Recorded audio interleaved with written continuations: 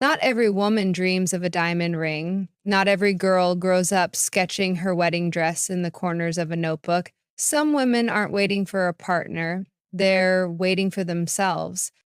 We live in a world that's obsessed with pairing off, match by match, swipe by swipe. Throughout childhood, girls are told that their ultimate goal is to find the one. Movies, books, and even family conversations often imply the same message that you're an incomplete if you don't have someone by your side, that a woman's worth is tied to whether or not she's wanted, that marriage is the finish line, that solitude equals failure. But what if that narrative is outdated? What if happiness doesn't live in someone else's arms, but in your own quiet mornings, your own decisions, your own voice? In every era, there are quiet revolutions. Some are sparked by war, others by necessity, and some by nothing more than a whisper inside a woman's soul saying, "There's more for me than this." This revolution, it isn't loud, it doesn't burn buildings or flood streets, it doesn't make headlines, but it changes everything. It's the quiet decision to stop waiting for a ring, to stop organizing a life around someone else's timeline, to stop believing that love from another is the only love worth having.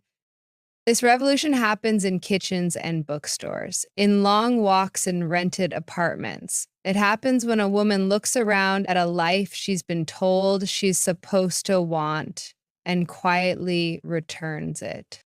Instead, she picks a different path, one without a co star, one without applause, and yet somehow one that feels more alive. These women are not broken. They are breaking free, free from timelines that said love must arrive by 30, free from questions disguised as pity, still single, free from measuring their value by how many dates they've had this year. They are women who have chosen to live whole rather than in halves. Some are divorcees who, after decades of trying, realized that marriage was costing them their peace. Others are widows who found grief to be a strange kind of mirror, revealing how much of themselves had been hidden. Still others never married, not by accident, but by design. They weren't waiting, they were watching. And what they saw told them that maybe partnership wasn't their path. We live in a society that rewards companionship and penalizes solitude. Brunch reservations are made for pairs, travel deals are for couples. Even furniture ads speak to shared lives. But these women are learning to rewrite that script. They buy a table for one and fill it with laughter, books, or silence. They travel alone and find that the world opens wider when you walk through it unaccompanied. They sit on their own couch and discover that peace can be a person, especially when that person is yourself. There is a unique kind of bravery in choosing solitude because it means facing yourself all the time. Model that means no one is there to distract you from your fears, your wounds, or your dreams.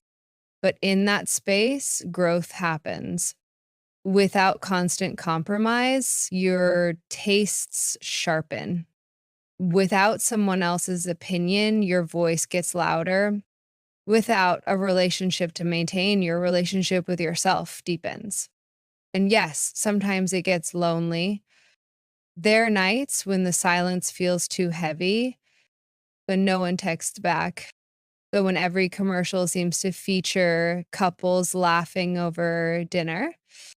But even in those moments, solitude holds gifts. Because those women learn something many never do, that loneliness and aloneness are not the same. And being alone does not mean you are unloved. In fact, some women feel more love in solitude than they ever felt in marriage, more seen by themselves than they were by past partners, more at ease in their own skin than when they were sharing a bed with someone who didn't truly know them. These women are not anti love, they are simply pro wholeness.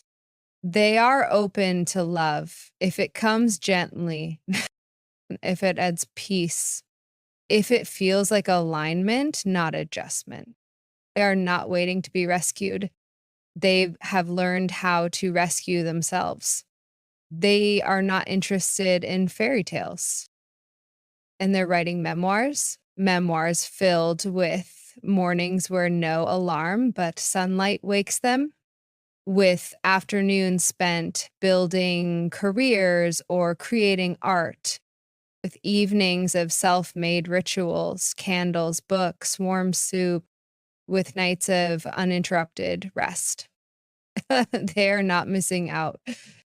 They are finally plugged in to themselves. Many of these women still hold space for friendship, for family, for community. They are not isolated. They are simply not defined by romantic proximity. They know that life can be rich without being coupled. That laughter with a best friend, a walk with a dog, or a moment of silence can be as fulfilling as any date night. Some have chosen to live with other single women in intentional communities. Others live with pets who give them loyal companionship without emotional compromise. Some are caretakers of their parents, some run businesses, some travel the world, but all of them share one trait. They've stopped apologizing for being whole. They no longer explain their choices to nosy relatives. They no longer shrink in conversations about marriage. They no longer wait for someone to choose them to begin living. They have already chosen themselves. And slowly the world is beginning to notice. Articles are being written, books are being published. Psychologists are confirming what these women already knew, that autonomy is power, that emotional independence leads to deeper fulfillment, that women who live alone often experience more growth, more rest, and more clarity. This isn't just a phase, it's a movement, and it's growing. Not because marriage is wrong, not because love isn't beautiful, but because women are learning that self love is not a consolation prize, it's the foundation. So if you're a woman who has ever been told, you're too picky, you'll regret this when you're older, you need someone, you're just scared, your clock is ticking, and take a deep breath and then let that noise fall away. Because here's the truth. You don't need to be chosen to choose yourself. This video isn't here to shame love. It's here to honor choice.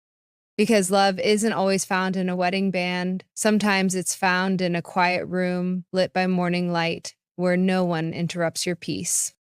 And sometimes the greatest partnership isn't with another person, it's with your own life.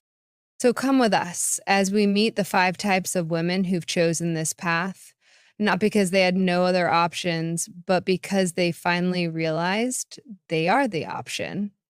Let's begin. Because the woman who chooses herself is not walking away from love. She's walking toward the kind of life that never asks her to shrink. Comment question: have you ever chosen peace over partnership? Share your story in the comments below. We're listening. If this message spoke to you, don't forget to like, subscribe, and join us for more stories that honor women just as they are.